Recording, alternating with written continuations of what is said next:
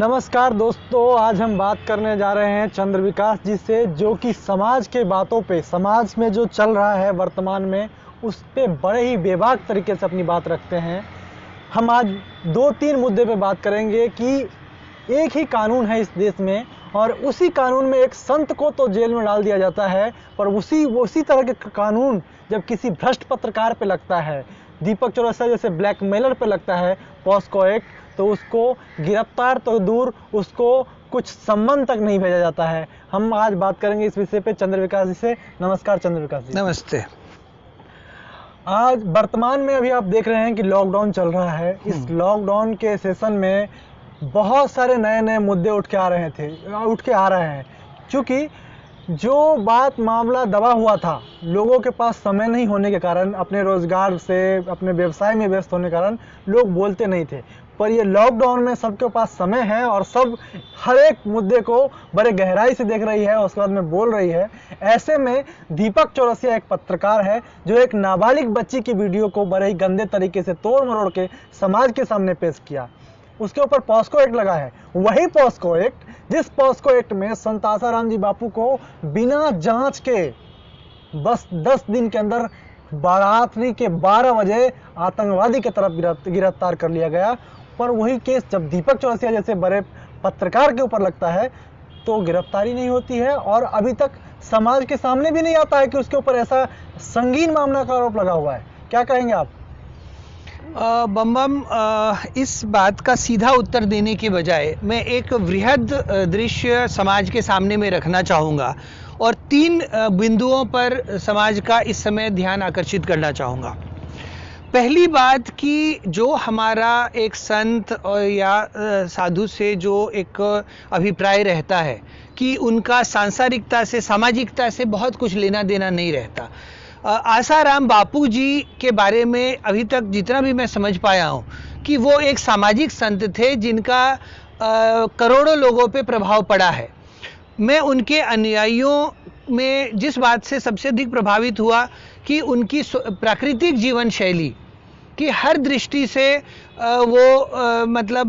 स्वदेशी और प्राकृतिक वस्तुओं का इस्तेमाल करते हैं, चाहे आश्रम में हो चाहे अपने घर में हो। और इससे जो आज बात हो रही है कोरोना वायरस के समय प्रतिरोधक क्षमता यानी इम्यूनिटी कमज़ोर होने की, तो ये एक बहुत बड़ा संदेश जो आसाराम जी के आश्रम और उनके अनुयायियों के माध्यम से और तेजी से भारत भर में और पूरे विश्व में फैल सकता था, जिससे करोड़ों लोगों को अन्य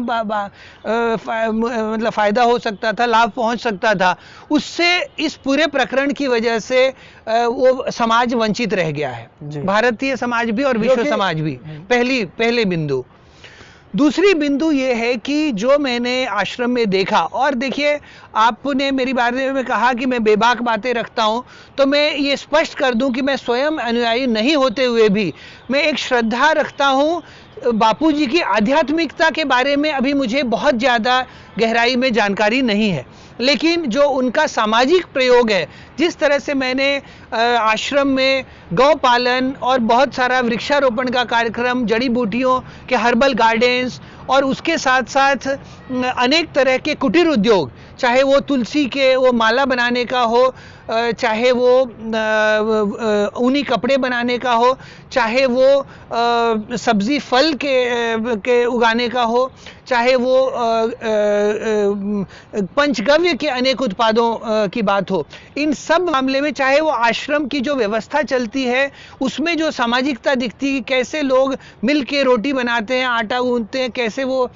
उसमें पुरुष और महिलाओं का बराबर सहयोग रहता है। तो इस तरह से जो अनेक तरह के कुटीर उद्योग जिनका पर्यावरण पे कम से कम इम्पैक्ट रहता है, जो बिल्कुल प्रदूषण रहित और समाज के लिए जो संरचना होती है उद्योग की, जो आवश्यक वस्तुओं को पहुंचाने की, उसका एक बहुत अच्छा मॉडल मुझे बापूजी के आश्रम में और उनकी व्यवस्थाओं में दिख रहा था। ये दूसरा बिंदु है जिससे समाज वंचित रह जाता है, जिससे कि आज जो 5 करोड़ से आज 15-16 करोड़ तक बेरोजगारों की संख्या बढ़ गई है।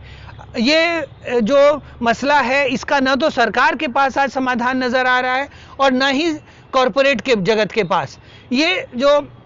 सामाजिक हमारी जो संरचनाएं हैं, सामाजिक जो व्यवस्थाएं हैं, उसके एक बहुत बड़े सूत्रधार के रूप में आसाराम बापू जी को मैं देखता हूं, और उनको अनावश्यक और एक षड्यंत्र के अंतर्गत जेल में रखने से समाज को दूसरा ये बहुत बड़ा नुकसान हो रहा है।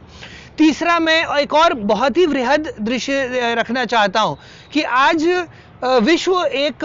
फिर से कोल्ड वार के संकट में जूझता हुआ नजर आ रहा है। एक और अमेरिका है और दूसरी ओर चीन एक विश्व की ताकत बन के उभरी है, उसका साथ किसी हद तक रशिया दे रहा है। तो एक त्रिकोणात्मक एक, इसमें भारत के विश्व गुरु के रूप में आज बहुत बड़ी भूमिका की एक ज़रूरत